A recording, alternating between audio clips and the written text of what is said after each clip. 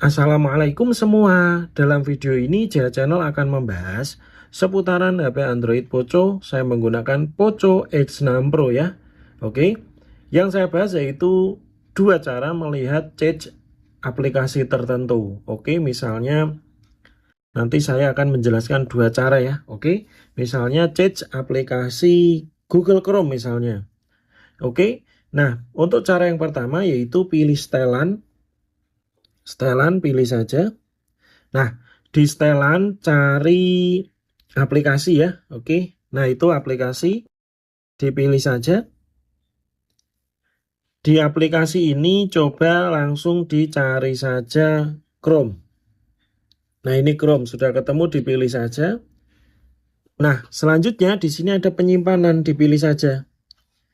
Nah, cache-nya sudah terbaca ya, ternyata ada 342 MB. Oke, ini cara yang pertama. Untuk cara yang kedua yaitu simpel sekali. Dicari saja Chrome, oke. Gambar Chrome ya atau icon Chrome, ditekan dan tahan. Kan muncul seperti ini, pilih info APL, oke. Nah, selanjutnya kan langsung masuk di sini, pilih penyimpanan lagi. Oke, di sini cache-nya sudah terlihat ya, 342 MB. Oke, jadi dua cara. Seperti itu caranya. Oke, ini saya hapus sekalian cache-nya. Oke, itu saja yang saya bahas pada kesempatan ini. Semoga video ini bermanfaat bagi teman-teman. Terima kasih. Wassalamualaikum.